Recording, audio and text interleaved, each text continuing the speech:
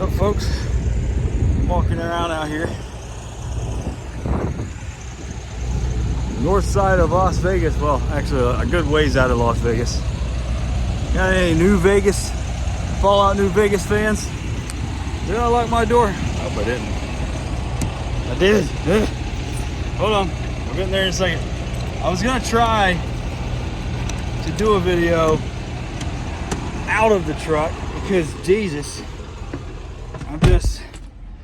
it's been truck. I'm finally gonna get home tomorrow. So figured I wanted to just do a video.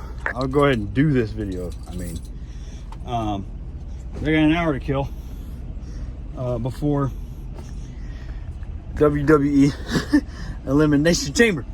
I'm wet on my, I got Gatorade on my hand. So,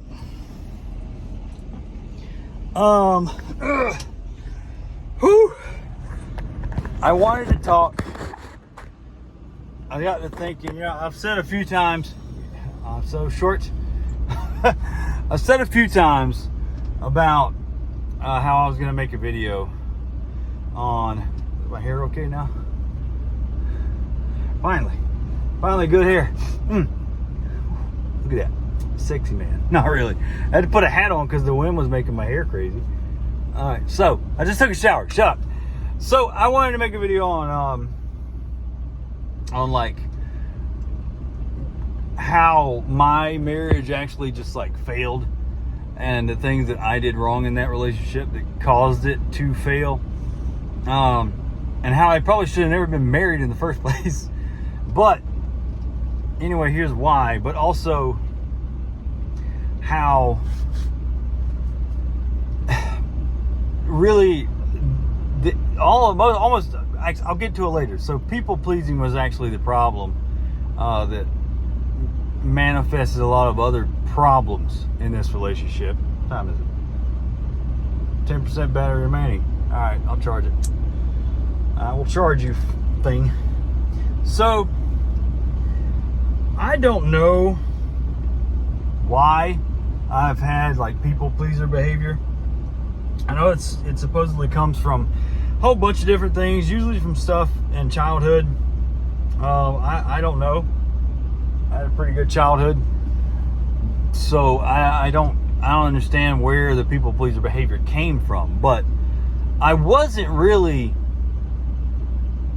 like that as a kid or a teenager. Because I remember, even being in high school, I was never that kind of like person to just be like, yeah, I'll do it. I was not scared of saying no to things. But then I got in the military. Wasn't like that in the military. Actually, I was very much the opposite of that in the military. And I know it sounds weird. Oh, you're supposed to say yes, rank, blah, blah, blah. Yeah, but I was very assertive to a point where at one point I got promoted to a kind of squad leader position over someone who was higher ranked than I was, which doesn't really happen very often. I was confident. Those are two very similar words. And I don't know, people recognized it in me. They saw that I was the leader type. I actually used to test on the Myers-Briggs 16 personalities test thing as an ENTJ, which is the commander type. I was A-type personality, and that's just who I was. So I don't know where along the way the people-pleasing crap began, but it did. And I think it started with the woman that I met that would become my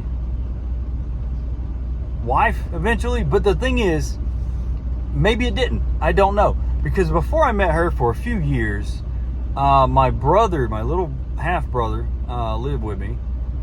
And like I supported him. He ended up getting a little bit of a job, but he didn't really like pay bills or anything. I just supported him. He lived with me. We had a roommate for a little while. He moved out. And then that's when the problems really started. So I met my ex-wife in film school. We were in the same classes before I actually started film school, actually. So this was in 2010. It was a humanities class, but it was a film studies class. And we met then. I don't remember how this happened, but I always told people, I jokingly said she started hanging around like a cat, hanging around me. And I guess it just turned into a thing. That's not a negative thing. That's just how things happen sometimes, right? This was the first actually serious relationship I ever gotten into. Didn't happen that fast, but here's what happened. So we met, started hanging around, hanging out with each other, and then I guess we became like a thing. And then not long after we met, I got deployed to Afghanistan. And at the time I had a dog, so she kept the dog while I was gone. And we obviously kept in contact because of that. And the whole thing was like, I was stubborn and stupid, and I was like, I'm not gonna let the Army break us up. It was stupid. It was dumb. At that point, it shouldn't have been a romantic thing. Like, you want to keep my dog, I'll give you money. It should have been a platonic thing. Keep my dog, I'll give you money, take care of him, I get back, I'll get my dog back. Done. That should have been it. But that's not what I did. For some reason, I didn't want the Army, I guess, to like break up a relationship I had started. So I stubbornly kept up with her the entire time. It was over a year. So I come back, and I didn't realize it at the time really, but I really just wanted some alone time because I needed some decompression from being in a war zone. So we split up, got the dog back, we split up, and that didn't last for a whole lot of time. The roommate that I had was a 3-bedroom apartment. It was me, my roommate, and my brother. So my brother was still there. Got back into that apartment. Roommate had moved out.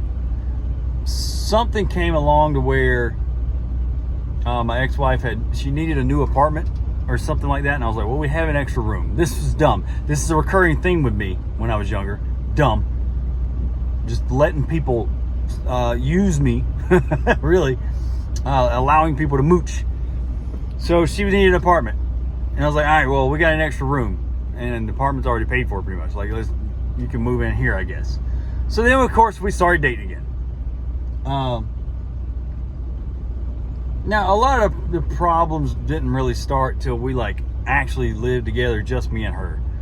But there were signs of issues that I ignored. Like, I remember one time she didn't drink much at all, and she did drink one night and got, out of control, maniacal is the only word I can put it. Like bipolar type maniacal. And she never did it again. She realized that she was wrong for all this, and she never really like drank much again. I never saw her drink too much again after that. Good on her, because a lot of people wouldn't do that. Again, she's a good person. I'm never going to be like disparaging her as a person, but also she did do a lot of things that did not help the situations. I don't want to say too much because I know a lot of people that watch this might actually know me personally, and I don't want to like talk crap about somebody. So that's not what I'm doing ever. But eventually, I think we had kind of like split up again. Again, this on and off bullshit. This is why I don't do this anymore. If somebody gets wishy-washy, I don't know. I nope out of it. I'm not doing this on and off crap because I've been through it before and it was a nightmare. So we split up again. Now remember, she's living with me this time, but it wasn't like a crazy thing. It was just we split up. I think by this time, me and her and my brother, we had all moved into an actual house, not an apartment, a house that was close to downtown where we lived. And we split up. We're still doing film work together, which she's the type of person to be like friends with all her exes, all of them. I feel like I personally knew like a few of her exes, and they were all still friends with her. I don't understand that. I never will. I'm not friends with any of my exes, and I never will be. But she was, but of course that bled over into me. Like, we were still platonic, friendship, blah blah blah. we didn't get along that great. Like, we were incompatible personalities, really. Like, the kind of person I was, I just didn't get along with the kind of person she was. So I don't know why. I guess maybe it was like I was comfortable staying in a relationship with this person. I don't know.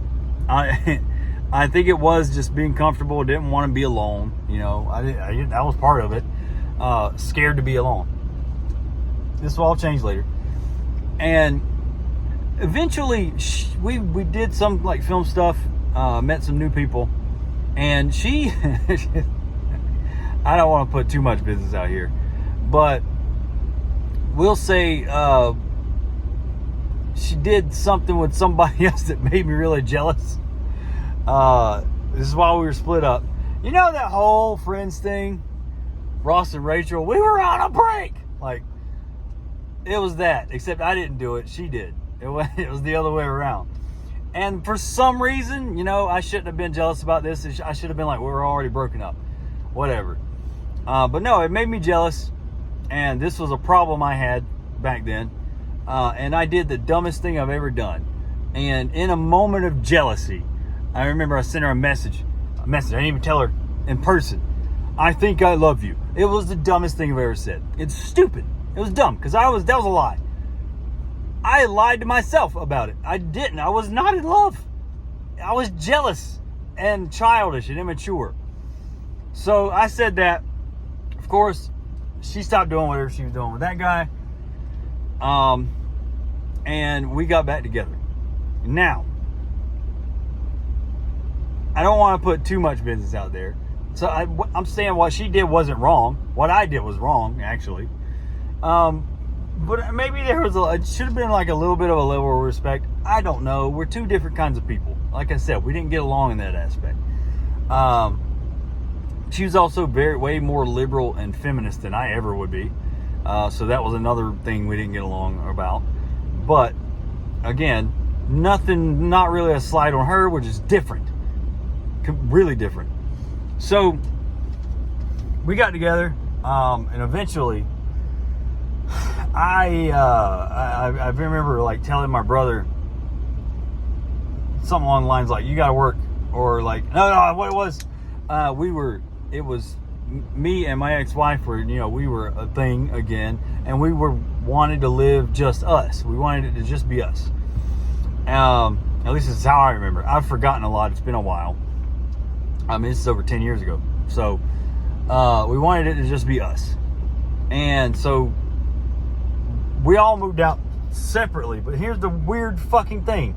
Is by the time we were moving out, it wasn't going to be just me and her. We actually had decided we were all going to live separately because we needed time apart to really like make things really work, because we'd been like sandwiched in situations, or situationship, I guess, for so long. The agreement was we'll move out all into different apartments. So my brother was going to get his own place. I get my own place. You get her own place. We did that. I ended up getting this place. Actually, where I wanted to move to did not work out. I don't remember what it was. They were like, the day I was supposed to move, they couldn't get an application to go through because their system was acting weird. And I was like, well, I'm going to be homeless. They couldn't get something to go through. I ended up getting this apartment, shitty little apartment in the ghetto. Again, I was not making good money in North Carolina. I didn't make good money. I didn't have a good job until I left North Carolina. So keep that in mind. But anyway, I got this place by myself. Her moving situation also did not work out. So about probably a week after I had moved into this new place, here we go again. I can't get into my new apartment. I need help. Blah, blah. Okay, come move into my place. Fuck. Again, I'm stupid. It was never my responsibility to keep taking care of people. But I kept doing that.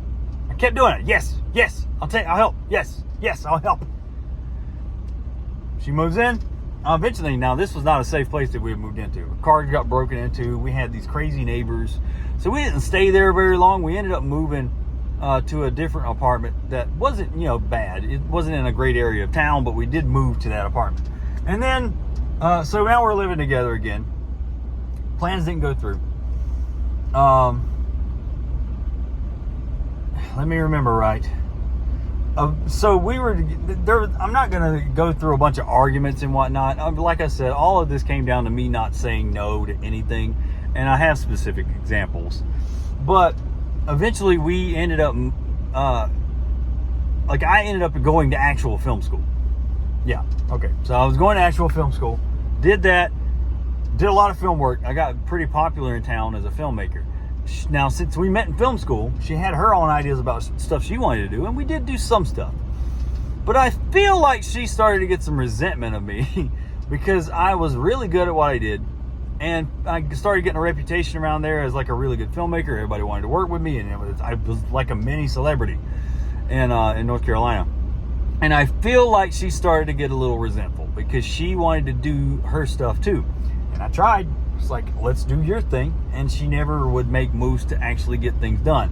A couple of times, yeah, but most of the time, no. I don't know if it was because she was a perfectionist or something. I don't know. I would just do, she wouldn't. But let's say eventually we decided to move not out of North Carolina. Well, I guess we did. Out of where we lived to near her family. They lived near Charlotte, and I had lined up a pretty decent job for me there, so I was going to be making more money finally. So that was a big issue. We didn't want to live in Wilmington because I couldn't make money. So I lined up a decent job at the time. Now it would be a terrible job. We moved near her family. They could babysit. We could just have a better life. Really, that was what it came down to. So we moved there. This is where a lot of my people pleaser behavior started to cause problems, because she would want to do something her way, and I never stood up for myself. I would always be like, yeah, okay, let's just do that. I let her make the decisions, and I shouldn't have done that. You work with somebody, but you don't let them dictate how you need to live. And this would get worse over time. This was around 2015. I'm forgetting. No. I've skipped over a big portion of this. Is like before we left Wilmington is when we actually had a kid. So we had a kid in Wilmington, and then we moved. At first, everything's fine, But the weird thing was she wanted me, when she got pregnant, she told me it's okay if you want to leave, which was very weird to me. And I'm like, why the fuck? Why would I do that? No, she knew I was a responsible person. Like, no, what? I'm gonna be this kid's dad. So, yeah, I was dad. And, had the kid in Wilmington, and then we decided to move out of there because we needed to make more money for the family, right?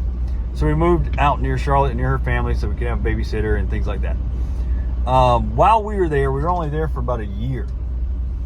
While we were there, something happened with a hospital. Now, I don't want to talk too much about something that's kind of unrelated. I guess it is related. So our kid had some pretty rare medical issues. She's fine now. Had some pretty rare medical issues, and we ended up in a hospital at one point. We chose to go to this prestigious hospital, and they did something absolutely insane. Absolutely insane. I might make a video about that eventually, because it is nuts. It's crazy, to the point where a hospital should be shut down to our kid. Now, this traumatized my ex-wife, because that's her mom. So I get that. This exacerbated all of the problems. She became excessively controlling and even more anxious than normal. And for her to be like that, and for me to be like a people pleaser, that's a bad combination. It's a very, very bad combination. So eventually, it was such a bad thing that this hospital did. We decided to leave Charlotte and move back to Wilmington, North Carolina, where we lived. We decided to move back. So that's what we did. We moved back, and I got a job, I think, working for Verizon and customer service. And that, again, that job made it even worse because that was the most stressful job I've ever done. I've been in war zones that weren't as bad as working for Verizon customer service. I became a borderline alcoholic. I was drinking a lot each night because work was just stressing me out. Work was killing me. I've never had panic attacks in my life, but I was having panic attacks every morning before work. That's how bad that job was. So all of this, me being, her still being very controlling. Again, I get it.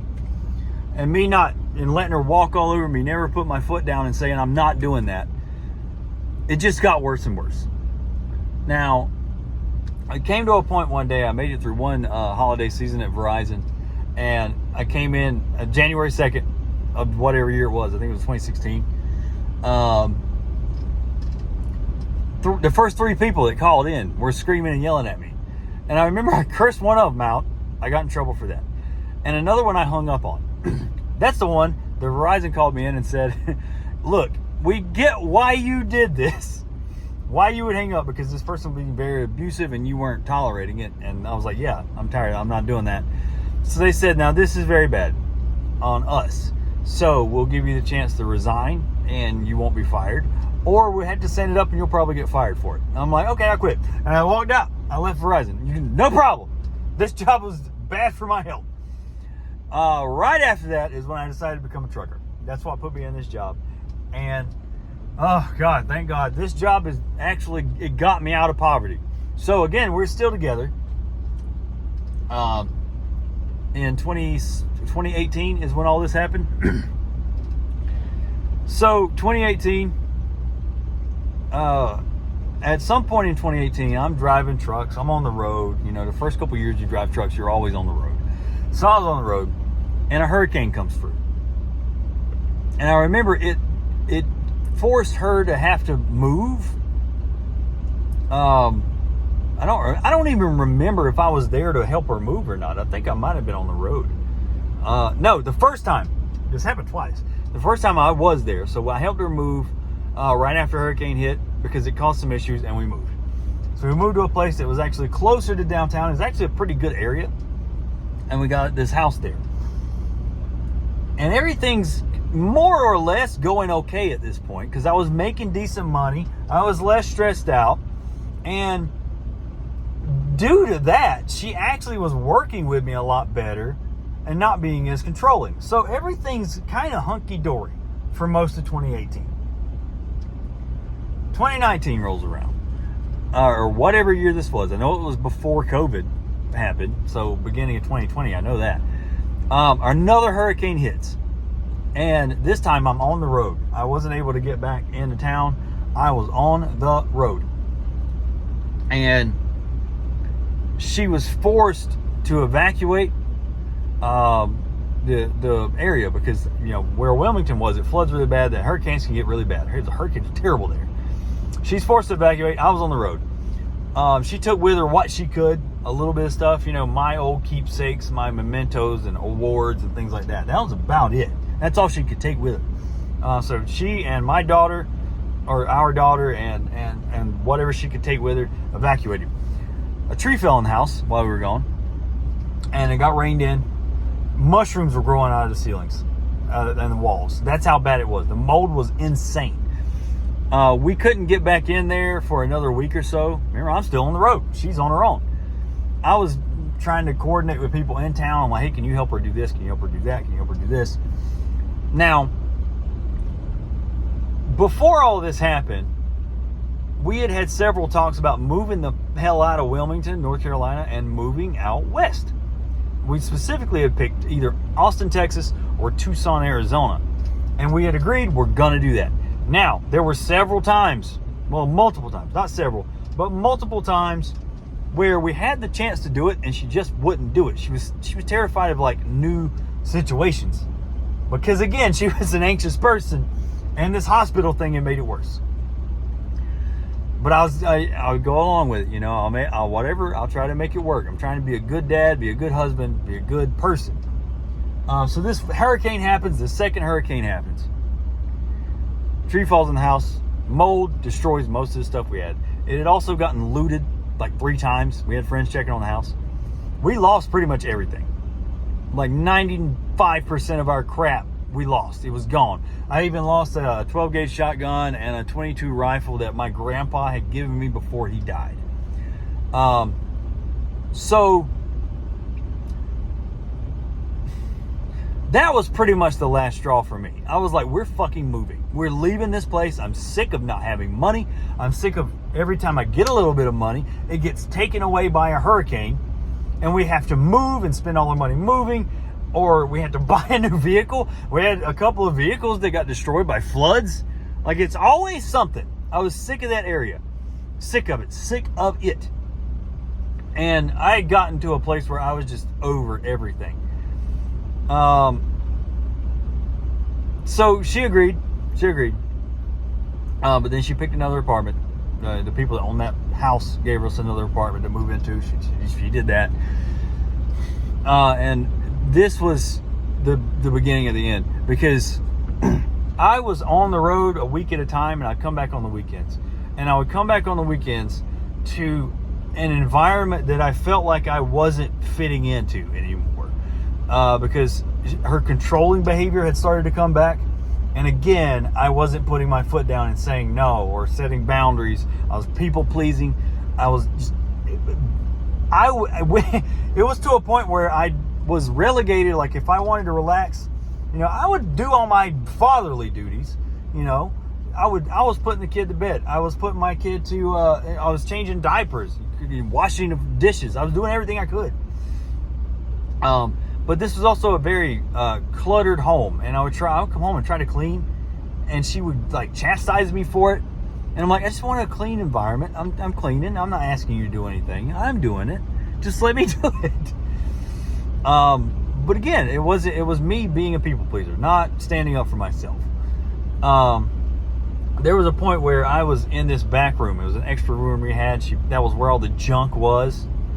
I'm not going to say she was a hoarder, because she wasn't, but she did have a lot of stuff that she didn't need by this point, and it was just all in the way. And I had a desk in there, and I would play video games. I was starting to shut down. Like, I was unhappy, completely unhappy. So we'll get into this. Yeah, we're about towards the end here. So I would be out on the road, and I'm just like, my people-pleasing behavior had made me just hate everything. I was completely unhappy because I had never put my foot down to give myself a space in my own relationship, in my own marriage. I will explain in another video about when we got married and why we got married. That'll be the hospital video, actually, that I'll make about what the hospital did to our kid, and how, maybe to avoid that.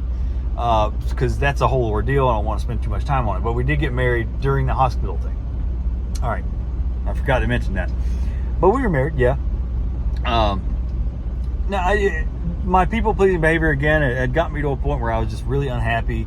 I wouldn't say I was resentful, but it was something similar. Like, I wasn't happy with anything she did.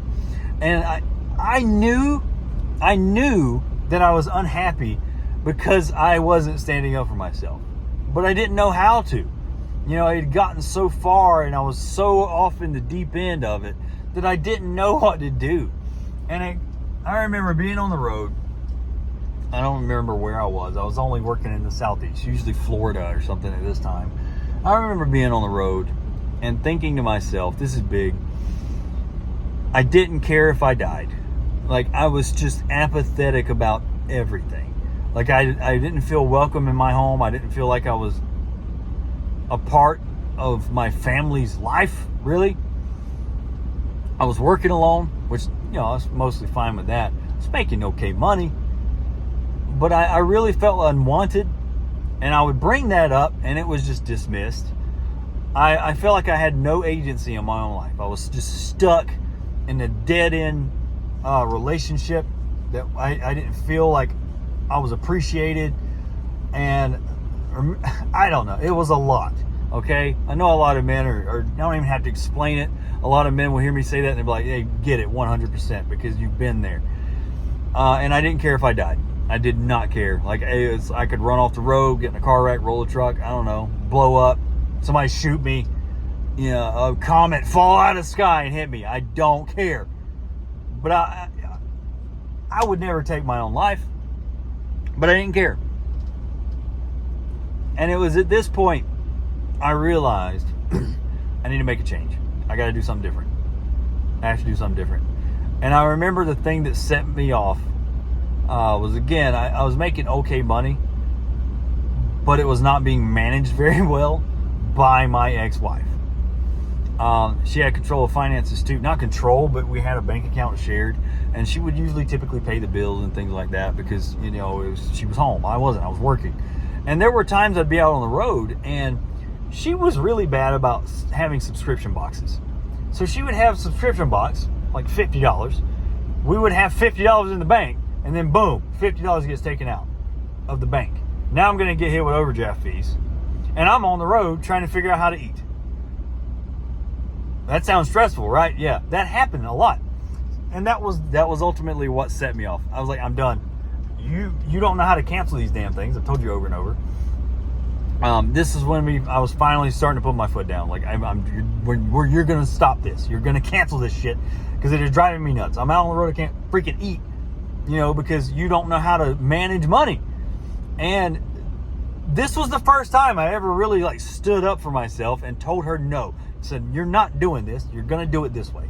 And she had a big problem with this because I had created a monster. I had let her know that I would just agree to everything all the time. So this created a big kerfuffle. And I ended up telling her, I'm done. We're splitting up. We're separating. I'm over it.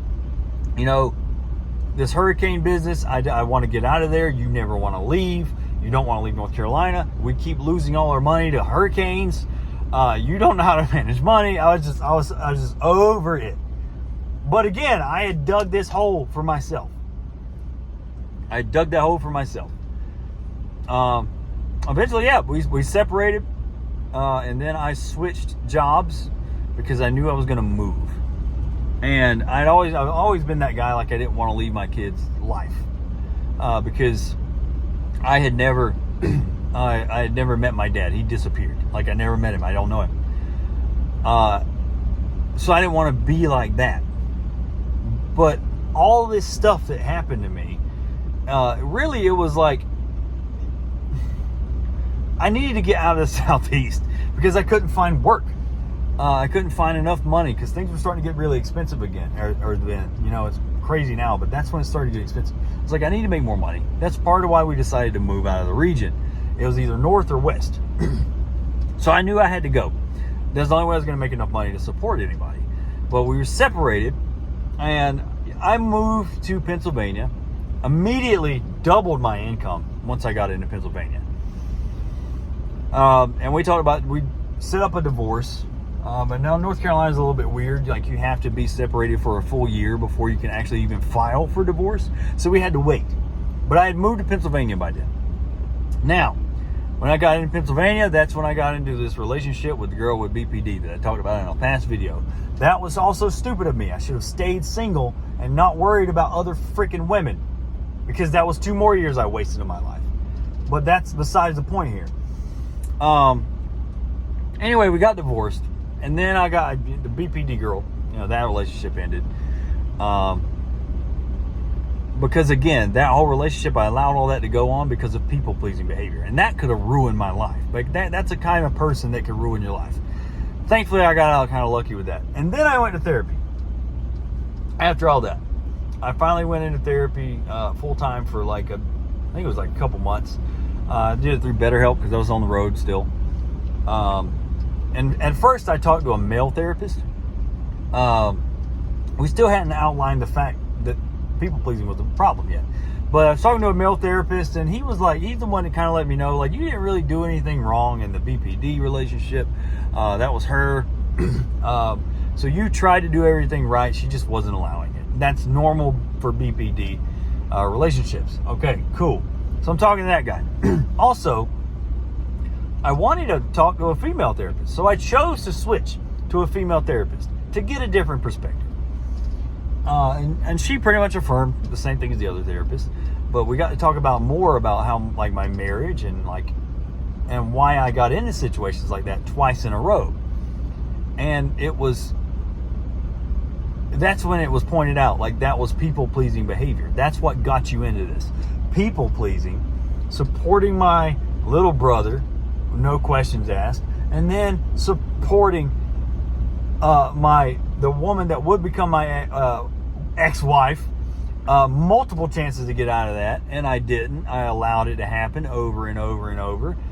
And then the BPD relationship, I was allowing all this to happen, rolling over, letting people not just take advantage of me and take me for granted. And that, I spent so much money supporting other people, so much money and time wasted. And that was the root of my problems. It's what gave me anger issues. It gave me depression issues. It gave me anxiety issues. It gave me money issues. People pleasing is a fucking problem, people. And then I talked about, I mentioned, like, there was a point where she asked me what made me decide to finally just leave the region altogether and leave my family. And I told her, it was a point where I was on the road. I got to a point where I just didn't care if I died. I was really empathetic about life, but I would never take my own life. I would never do it. So I wasn't suicidal. I remember using that exact word. I was not suicidal. And she said, if you were already thinking about dying, like you were okay with it happening, but you wouldn't do it, that's called passive suicide. It's a suicidal ideation. It's passive suicidal ideation. Like, if I die, I'm fine with it. And it's not like a moral thing, like you're going to war. If I die, I'm fine with it because I'm fighting for my country. No, it's like, if I die, my problems stop. Like, even saying it now, a couple years later, like, it still hits me hard, Like, I was suicidal. I would never have thought that I would say that. I was suicidal. I didn't care if I died. And the therapist, she told me, it's very good that you made that decision then to leave the situation you were in. Because passive suicide always has the threat of becoming active suicidal ideation. And at that point, it's dangerous because you are thinking about taking your own life. I've never put that out in, like, the public. I've never even told my friends that. I'd only told the therapist that. And I needed to mention it in this video because that's how dangerous being a people pleaser can be. Not only did it help to ruin a relationship with my wife and my daughter's mother, it helped to ruin that relationship. It didn't almost just ruin my life, it almost took my life. Being a people pleaser is a fucking problem. I will make a full video on how to not be a people pleaser because I absolutely am not. Because once that therapist pointed that out, that was passive suicide. You were suicidal because you were so unhappy and hated your life so much because you never said no. You had a problem with saying no for fear of rejection or fear of hurting somebody's feelings or fear of letting somebody down, and it almost took your fucking life.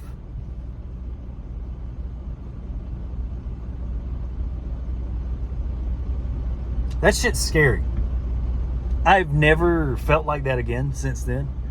Now I'm at a point after doing therapy and spending time alone and learning what healthy relationships are and how to not be a people pleaser. Be okay with saying no to things. I'm now at a point where I'm not making amazing money. I'm making enough money to, like, take care of myself, pay my child support, pay my bills. I will build that up again eventually. I'll be making good money. I know that. I don't have a full-on plan, but I have sort of a plan. Part of a plan, right? The Guardians of the Galaxy thing. But I'm content. I'm happy with where I'm at. And I always ask myself, it's always going to bother me that I left my kid. Still in North Carolina. It's always going to bother me. But the therapist did confirm, like, this was going to take your life. You needed to make that change. It was the right decision. Even though it sucks that it's probably going to bother you for life. It's probably going to bother you forever. it was the right decision because you're still here. I'm still here. No, I might not be a part of my kid's life. And I look back, I'm supporting my kid monetarily. And I know a lot of people will judge me for that, but consider everything I've said before now. There's reasons that I haven't visited much at all. Actually, it's been a long time since I visited. There's reasons, and I don't want to go into it because I don't want to disparage her mother. I don't want to sound like I'm talking trash about her. I don't want to sound like I'm bitter or anything like that. Really, it's come to a point where I look back, and like I said before, I had a pretty good childhood. And even though I never met my dad, I had a pretty good childhood. My grandma raised me. I didn't have much of a father figure, but I was in Boy Scouts and church and all that. So that, I think, filled that void with the preacher and the pastor that I had. My other friends' fathers were in my life. My scoutmaster was in my life. So I had father figures. I didn't have the central one, but I had others. So that helps. But I look back and I'm like, I'm kind of glad that my real dad never tried to insert himself into my life as a kid. That probably would have caused some problems. So now I look at my kid's life and I'm like, maybe that's the step I need to take, is not interrupt her life. I felt like I was doing that before we finally split up, me and her mom. I felt like I was interrupting. I remember I told her mom that. I feel like I'm interrupting your life.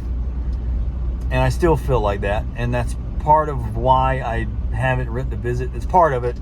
There's a bigger issue, I think, but I'm not going to get into that because I'm not going to disparage anybody because I don't know the full story on her side. So I'm not going to get into it. I don't want to blame. The blame game is not a thing I do. Not anymore. I used to. I'm not doing that now.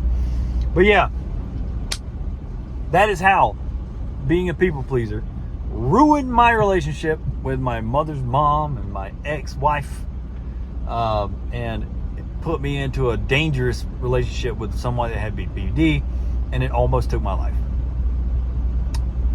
Almost took my life. So I'm glad I'm here. I'm glad I'm happy and content with what I've got built up so far. We'll see what the future holds. But I wanted to share that because I think it's important.